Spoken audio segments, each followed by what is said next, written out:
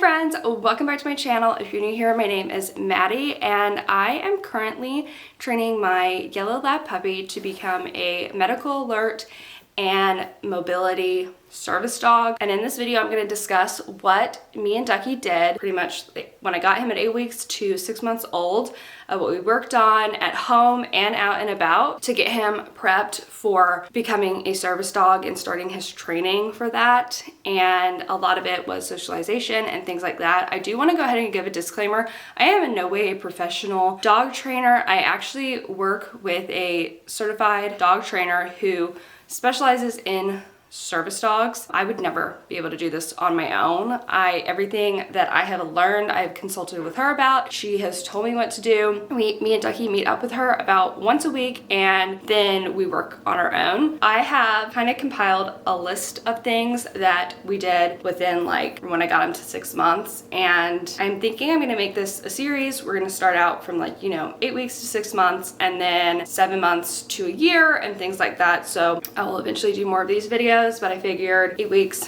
to 6 months was a good place to start. I'm hoping this will be helpful to other people who are owner training their dogs to become service dogs. So I got Duckie back in May of this year, which is 2024. Also, I did get Duckie from a breeder. I picked him out at 6 weeks old. If you would like me to do a video on like breeds for service work or finding a breeder, things like that, I would love to do a video, but I would want to do a separate video because this one would get way too long if we were trying to include that, but I would be happy to do that. I also have my notes right here, so if you see me kind of like looking, that's because I have my laptop up. I picked Duckie out at 6 weeks old and then I brought him home at 8 weeks.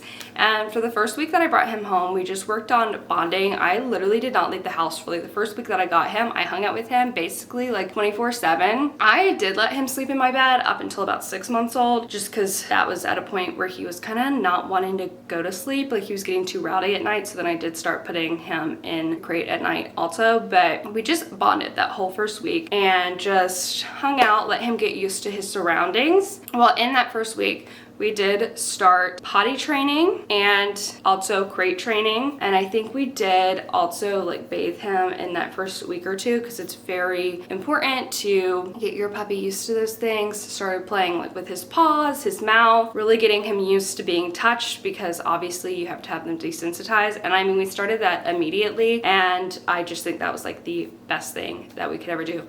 So after that first week of just kind of hanging out, having a good time, we did start going out. But if you've never had a puppy before, up until 16 weeks, you're actually not supposed to bring them out and put them on the ground because they can get parvo because they don't have all of their vaccines. So even though we did go out, I would put him in a cart and push him around. I put a little mat in the bottom of the cart. I did let people pet him when we were out and about, but I tried to keep it more towards workers compared to just random people because I felt a little worried that maybe somebody would have a sick dog at home and like the germs would transfer from them to Duckie, and that could have been me just being a little bit overprotective. It kind of gave me peace of mind about that. We also immediately started getting him used to clothes because obviously he'll be wearing gear. So I bought him just some like cheap shirts off of Amazon because like I knew he would grow out of them. He was only 4 pounds when I got him, and like to give you a rough estimate, he's like 65 pounds now at 8 months old. I think in the first week or two we gave him a bath. I might have said that already. And so then we also started riding around in the car for short periods of time. Duckie was pretty whiny in the car up until, oh my gosh, probably about like 4.5, 5 months old. And he's still a little not like, if it's longer rides, he's still not perfect. We let him meet people by like our family when they would come over to the house. We did obviously make sure that everybody took their shoes off before they came in. I was a stickler for that, but that was a good way for him to get to be around people. People held him, playing with him, multiple different people. We have a pretty big family and they were all coming over. And so that was a good way for him to socialize. And then we also would go to the vet, and Duckie got hot really, really easily. So when we were at the vet, we would put him like on a puppy pee-pee pad and he would lay on that. There was always dogs or cats or people in the vet, and that really helped with socialization. I also, during this time period when we couldn't really go anywhere, I started getting him used to water. I got a splash pad from Amazon, put that in the backyard, started getting him out there and playing with in it. For a while, he really wasn't too sure about it. For a lab, like, he doesn't love water. Like, he kind of likes it, but not like, he would not probably like want to go swimming, but he does like to get his feet wet. So we did that. We also put him in a dog stroller and went on walks around the neighborhood because that kind of gave a change of pace, but then he was safe off the ground. When we went out to stores, we would get him used to like scary noises. We would like bang things around Lowe's, drop things that made loud noises. One good thing about Duckie is he really was never scared of noises. Like, that was just not, like, he doesn't get scared easily. It's really wild. Like, he has no, like, Duckie is such a trusting dog, so we really didn't have problems with this. But like, literally any type of loud noise that you can think of, I would take him to the wood area, like the wood cutting area in Lowe's, and just stand there with the cart and let him like listen. And then obviously if you do have a dog that is like a puppy that is nervous, obviously give them high value treats. I gave Duckie some high value treats, but we didn't have to do too many, but it did work really well. So especially if you have a food motivated puppy, you know, food, praise, things like that, anything that they love, to kind of be like, oh, this is safe. And also don't make a big deal out of it. That was one thing that when Duckie did get nervous about something that my trainer shared with me, is to, instead of like coddling and being like, oh, it's okay, it's okay, it's okay, just act like normal, because then they'll be like, oh, nobody's like making a big fuss about this, so it's probably fine. And I know it's like human nature, like if your dog gets scared, you want to coddle them, but with a service dog, the more that you like make a big deal out of it, the worse. Like, the cue is to be like, whatever the noise is, to get scared, and then like when you make a big deal out of it, it's kind of like reinforcing that. So you don't want to do that. I think I just would be like, oh, it's okay, Duckie, and then we would move on. And then I also would, at home, if he was like just laying around chewing on a bone, I've played a desensitization playlist that was on Spotify. I'll make sure to link it down below. This had a bunch of different sounds like that you couldn't just hear when you were out and about. Fireworks, dogs barking, like different type of dogs, you know, machinery, everything that you could possibly think of as a sound, like it was on there. And we would play this on the TV, and you want to start out at like a low volume and then like work your way up to a higher volume, and it really helped. Duckie wasn't afraid of it. Our other dogs were a little iffy, but Duckie didn't care. Like I said, he doesn't really get afraid about noises. Also, during this time period, I got a harness because I thought it would be a good idea to kind of walk him on a harness compared to a collar, because Duckie, when he was little, did not like to walk. And I was like dragging, like almost having to drag him by the collar. So I got him a harness, and that kind of helped with, you know, getting him to like walk in the backyard and stuff. And then also the one thing that I would say training wise that we worked on is the action of making eye contact. So I clicker trained him, and I will link some clickers on Amazon below. Anything I'm kind of talking about that might be something that I had to use, I'll just link it in the description. But when we would be at Lowe's or even just training at the house, I would stand there, and the first thing that I started doing to even just get him in the motion of it, I would actually lift my hand to my eye with the clicker. And when he would make eye contact, click, give a treat. I wouldn't give any like verbal cues. I would just like move my hand, and eventually he picked up on that pretty quickly. That was kind of the first like 8 to 16 weeks. Socialization, getting him to look at me in the eye, you know, little things like that. Around 4 or 5 months at the house, we did start using a house line, basically meaning like he had a leash on and a harness on at all times, because he was really starting to get into things, tearing things up. And obviously I didn't want to crate him all the time, like, so we started doing that. Also around this time, I got him his first service dog and training vest, because after 16 weeks he was able to go out and walk around. You can look on Facebook like groups like of gear, like where you can actually buy secondhand gear. So his first vest that we got was actually secondhand, and it has a duck on it, and it was really, really cool. And I got it for like $40 when usually vest will be about like $100 or more.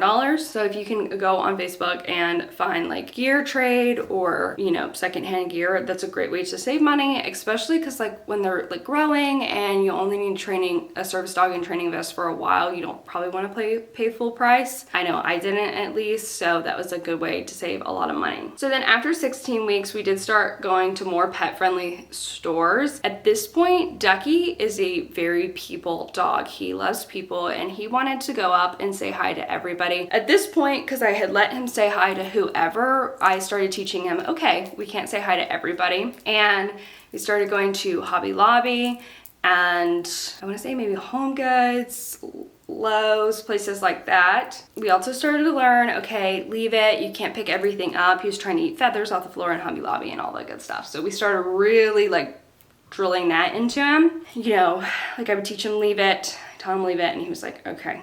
I'm like, yeah. And we really, because obviously like you don't want your dog just like picking things up randomly off the floor. We also I started bringing him into bathrooms and pet-friendly stores because he needed to learn that there's a lot of smells.